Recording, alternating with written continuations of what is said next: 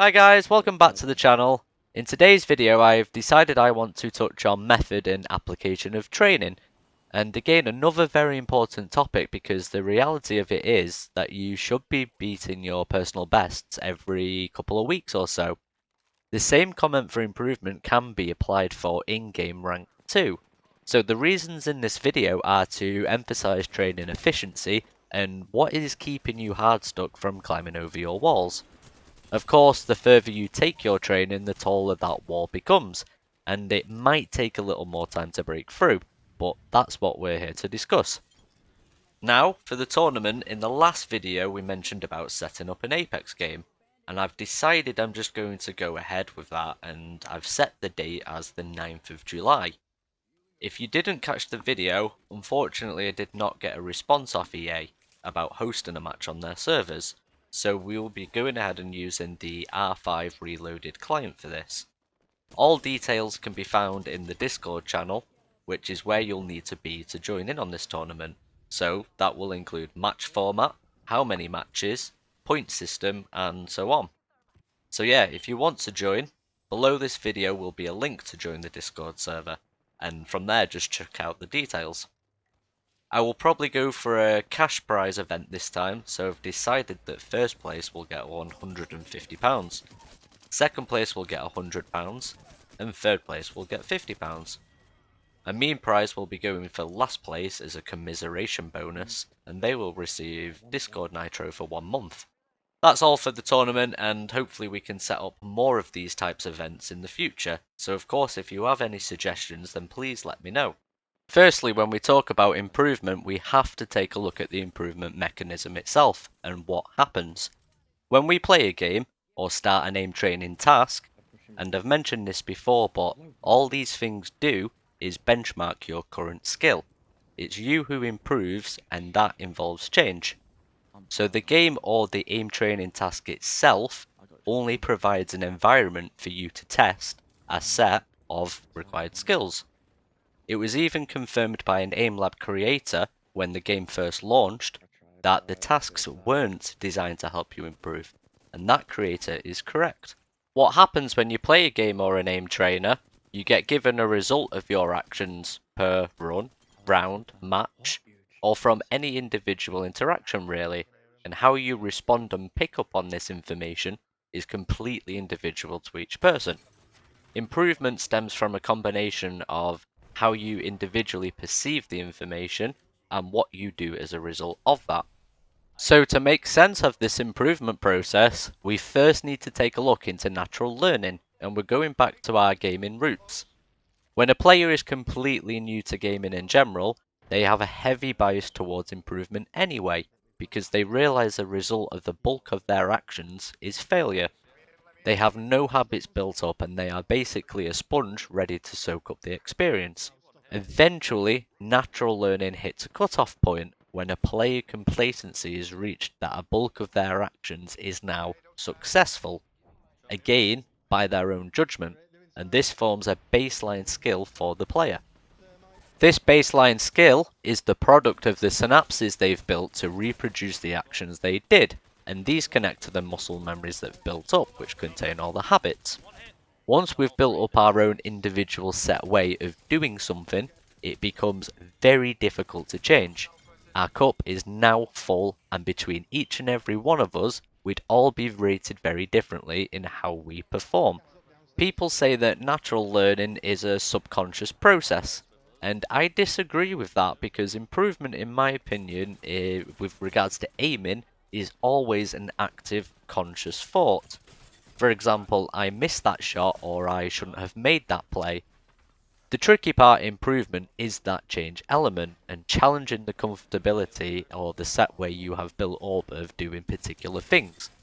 For players with their cup already full such as myself, we must change the very thing which makes us achieve the score we're getting. In gaming terms, whatever it is you're doing that makes you platinum is exactly the reason you're only platinum. You have to drop things you're doing or refine them further to improve the result. This brings me nicely onto wall frustration and method. We're finally getting started. First though, I need to cover false improvement.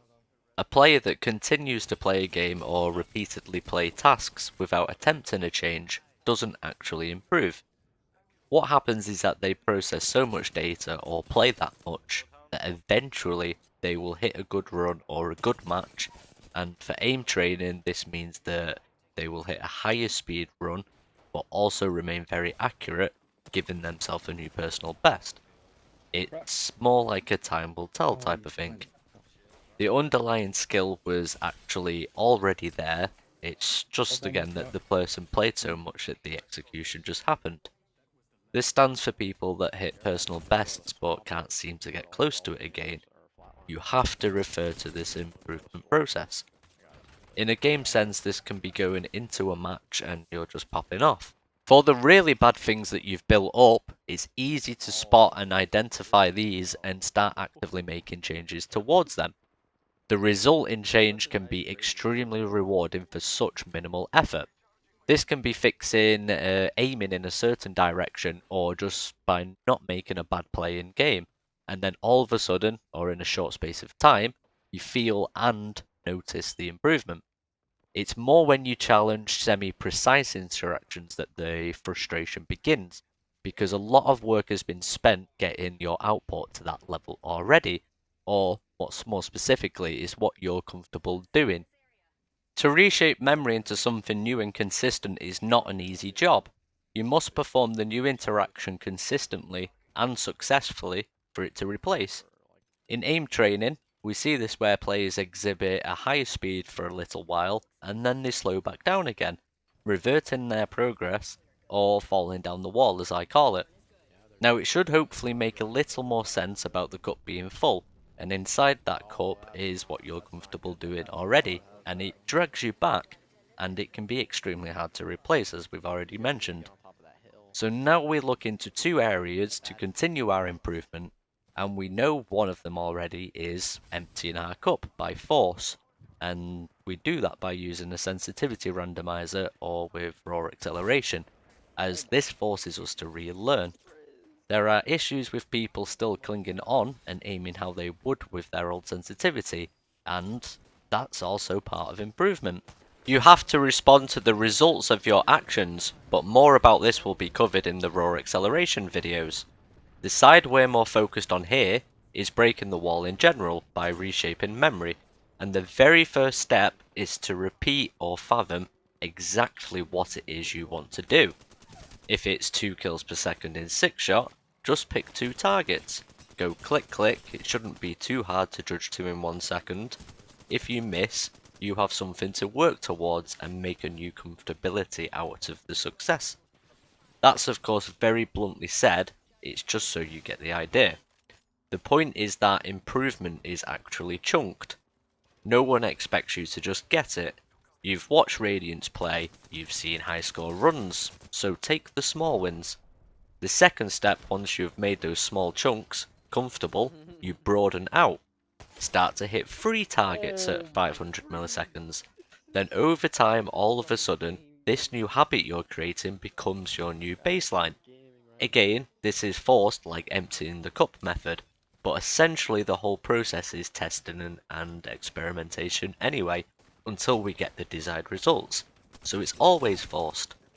For aim training, we can just take a basic CPM to ECPM model, which I've basically derived from APM and EAPM, which is actions per minute if you're familiar with real-time strategy games, and effective actions per minute, where CPM and ECPM stands for clicks per minute and effective clicks per minute. With aim training, your baseline skill is responsible for the level of CPM in a given task. This is the total number of clicks or clicks per minute. Your effective clicks per minute is the number of shots you actually hit. When you aim train, you'll find you hit a wall when your effective clicks per minute reaches close to your overall clicks per minute, and this basically translates as a high accuracy run.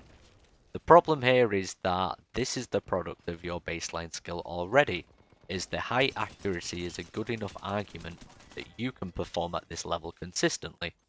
Therefore, to actually improve, you have to force increase the clicks per minute regardless. We've covered in previous videos already that the misses induced is good and activates neuroplasticity, which is where the improvement happens. You begin to learn to handle the new CPM level and bring your ECPM higher and higher with practice until you hit a new wall again. And this brings me on to one final point actually before I end the video. Talented people are people who sometimes do the right things from the get-go, but mostly they respond to results really well. They develop quickly in terms of getting where they know they want to be, and this takes other people a lot longer to learn or get the same conclusion. It's still unclear whether talented people have a predisposition to the task they are doing and have some form of benefit in how they developed growing up, like learning how to write calligraphy as a child and being better controlled with their hands, or whether just by chance they fall into a group of people that happen to do one of the most efficient approaches in getting something done, by mathematical chance anyway. Either way, if not naturally talented, it can all still be learnt. As mentioned, it just takes longer for people. That's it. It's just time, but you can definitely do it to get this to that stage and develop even better initiatives. So one day you might be looking at someone in awe, the next, with hard work, they'll be looking. In summary for this topic, it's more the theory side, because in part 2 I will be taking my own aim training clips, my own gameplay, and I'll be showing the exact things I do and then the results of that, which will be my improvement. This is just to go over the process firsthand, because the sooner you realise that if you press play or next task without a change or improvement in mind, then you're just repeatedly benchmarking your skill, which we already know you're good and comfortable at. You will not improve, and the result is essentially just casual gaming. The results will of course vary depending on who you're pitted up against, and how good they are at the required skills. So, the first step is finding out what to improve. Just perform it once. Try to make it a new habit, and then keep striving for it. It's very hard work, but over time you will reap the rewards. Anyway guys, I hope this may have highlighted some of the issues why you may have been stuck. It will be because you're lacking in one of those points above. Maybe you're not aware of what to change, maybe you're not actually making the change, maybe it's because you're not sure what to change things into. But anyway, yeah, I'll catch you in the next one, where I'll be going through some examples myself, and then we can get started on the emptying your cup side with things like raw acceleration.